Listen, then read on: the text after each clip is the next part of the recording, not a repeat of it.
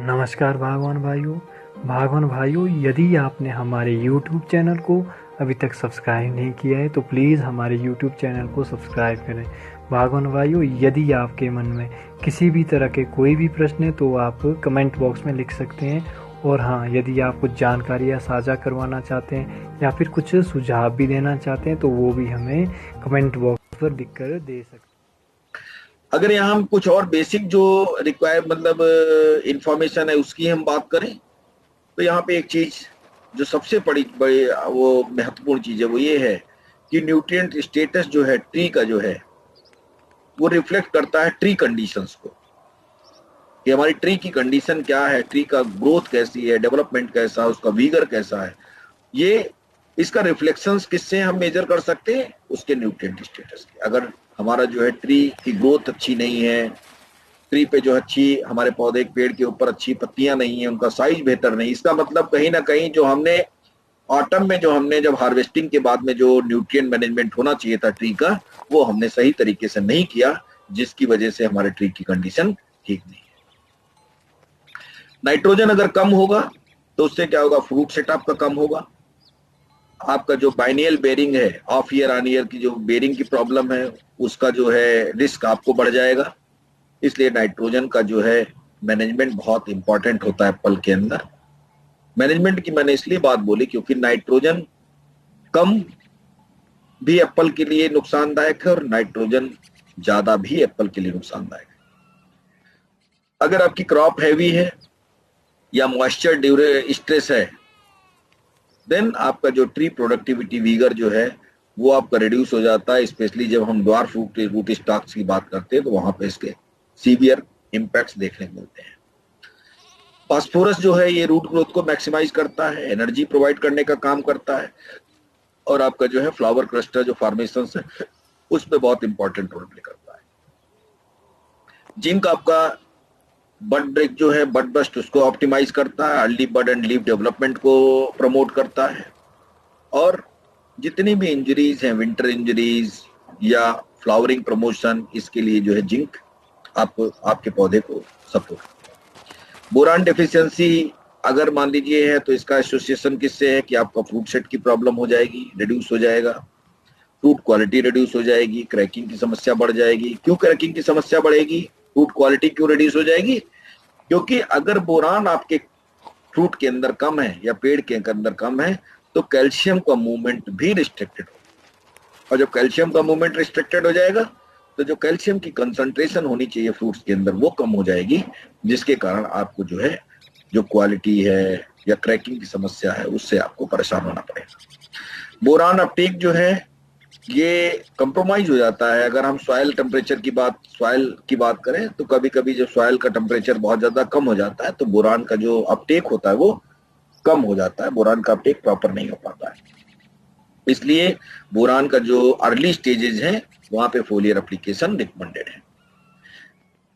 अब मेन चीज है कि बड ब्रेक के समय में हमको क्या क्या लगता है। हमें लगता है कि प्लांट को हमारे लगता है नाइट्रोजन, प्लांट को हमारे लगता है पोटास, प्लांट को हमारे लगता है phosphorus, magnesium, calcium, zinc, boron,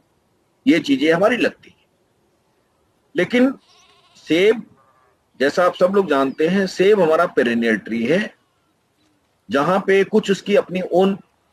उसकी अपनी सेल्फ लिमिटेशंस है। लिमिटेशंस क्या है कि जो उसका प्लांट का ट्री का जो सिस्टम है, वीगर है, वो उसको ये अलाउ नहीं करता है कि आप जो बड ब्रेक के समय में जो फर्टिलाइजर डाल रहे हैं, तो जो बड ब्रेक के समय में जो फर्टिलाइजर की जो न्यूट्रिएंट की रिक्वायरमेंट है क्रॉप की, वो आज जो एप्लीकेशन कर रहे हैं इस एप्लीकेशन उससे उस रिक्वायरमेंट को आप पूरा कर सकते। आप नहीं कर सकते। आपका एप्पल का ट्री है, ये आपका कॉलीफ्लावर, कैबेज या व्हीट, राइस ऐसा प्लांट नहीं है जहां पे आपने आज फर्टिलाइजर डाला और कल आपके फर्टिलाइजर को 3 दिन के बाद फर्टिलाइजर का जो रिस्पांस आपको पौधे के ऊपर आपको दिखाई दे। ये ट्री है जहां पे आज आप जो डाल रहे हैं इसका रिस्पांस आपके जो ऊपर जो ग्रोइंग पार्ट है जहां पे उसका यूटिलाइजेशन होता है, कंजप्शन होता है, वहां पे उसके रिस्पांस को जाने में कम से कम 45 से लेके 60 दिन का समय लगता है। तो आज आप जो फर्टिलाइजर डालेंगे, इस फर्टिलाइजर का जो रिजल्ट्स है, इम्पैक्ट्स है, वो प्लांट को fruit set, flowering fruit set stage के बाद मिलना चालू। अब हमको ये सोचने की यहाँ पे जरूरत ये है कि अगर आज जो हम फर्टिलाइजर डाल रहे हैं जमीन के अंदर, जो भी यारा मिला, यारा लीवा, डीएपी, यूरिया, पोटास, एसओपी, जो भी हम डाल रहे हैं, अगर ये प्लांट के ऊपर 45-50 दिन के बाद में काम करेगा, तो आज की स्टेज पे जो प्लांट की जो न्यूट्रिएंट की रिक्वायरमेंट है, जो मैंने पिछली वाली स्लाइड में दिखाया था कि इस समय प्लांट को नाइट्रोजन लगता है, फास्फोरस लगता है, पोटास लगता है, मैग्नीशियम लगता है, जिंक लगता है, बोरान लगता है, आज की जो रिक्वायरमेंट है वो प्लांट को कैसे पूरी होगी। तो इसके लिए जो है हम बात करते हैं पोस्ट हार्वेस्ट कि जब आप पोस्ट हार्वेस्ट करते हैं, तो पोस्ट हार्वेस्ट में जब आप फर्टिलाइजर का प्रयोग करते हैं तो प्लांट उसको अपटेक करता है और अपने अंदर उसको स्टोर करता है, और वही स्टोर्ड जो फूड है वो जब बड ब्रेक की जरूरत होती है, जब बड ब्रेक के समय में जब जो न्यूट्रिएंट प्लांट को लगते हैं, वो न्यूट्रिएंट वहां पे जो हमने अप्लाई किया है प्लांट के अंदर, जो रिस्टोर्ड न्यूट्रिएंट है, वो सप्लाई उन न्यूट्रिएंट से प्लांट को होती है। अगर हम रूट एब्जॉर्प्शन की बात करें तो यहाँ पे क्या है कि रूट एब्जॉर्प्शन और nutrients only start after 5 to 6 leaf stage. तो ये कुछ लिमिटेशंस है अपने उसके, जो आपका जो perennial trees, nitrogen, phosphorus, potash, calcium, magnesium, zinc and boron are needed for the correct growth and development of flowers and shoots and leaves. अगर हमने पोस्ट हार्वेस्ट नहीं किया, पोस्ट हार्वेस्ट में हमने नहीं डाला,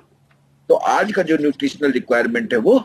प्लांट को नहीं मिल पाएगा। आप जो आज डाल रहे हैं बड ब्रेक के समय में, जो भी आप फर्टिलाइजर डाल रहे हैं, इस एप्लीकेशन से आज आपकी जो प्लांट की रिक्वायरमेंट वो पूरी नहीं हो पाएगी। तो इसके लिए हमें क्या करना पड़ता है कि हम जो न्यूट्रिएंट जो रिजर्व हैं प्लांट के अंदर, वो हम बिल्ड करते हैं आफ्टर पोस्ट हार्वेस्ट। और ये आप लोग सबको पता है कि पोस्ट हार्वेस्ट पे यारा क्या रिकमेंड करती है, कि आप, ये रिकमेंडेशन है कि आपको पोस्ट हार्वेस्ट पे जो है, जब आप तुलान करते हैं तो तुलान के समय में आप यारा मिला, यारा लीवा, जिन ट्रैक, बोर ट्रैक, बड बिल्डर, या जो भी आप दूसरे फर्टिलाइजर आप डालते हैं, कभी कभी आप जो दूसरे फर्टिलाइजर जो ऑनगोइंग फर्टिलाइजर्स हैं, ट्रेडिशनल फर्टिलाइजर्स हैं, वो भी आप डालते हैं। तो जब वहां पे डालते हैं तो उससे जो है आप, जो इस समय की हम बात कर रहे हैं कि नाइट्रोजन, फास्फोरस, पोटास, ये सब लगता है, तो यहाँ की रिक्वायरमेंट इस पोस्ट हार्वेस्ट से जो एप्लीकेशन होते हैं उससे पूरी किया। यारा क्या रिकमेंड करती है, ऑलरेडी आपको जो शेड्यूल दिए जाते हैं उसमें भी लिखा रहता है, लेकिन यहाँ पे भी आप देख सकते हैं कि हम 250 से 500 ग्राम पर ट्री यारा मिला रिकमेंड करते हैं, 250 से 500 ग्राम पर ट्री नाइट्राबो रिकमेंड करते हैं, जिनट्रेक का एप्लीकेशन रिकमेंड करते हैं फोलियर, बोट्रेक का रिकमेंड का एप्लीकेशन करते हैं फोलियर, और magnesium with phosphorus, zinc, boron, जो हमारा बड बिल्डर प्रोडक्ट है, उसको भी हम रिकमेंड करते हैं फोलियर।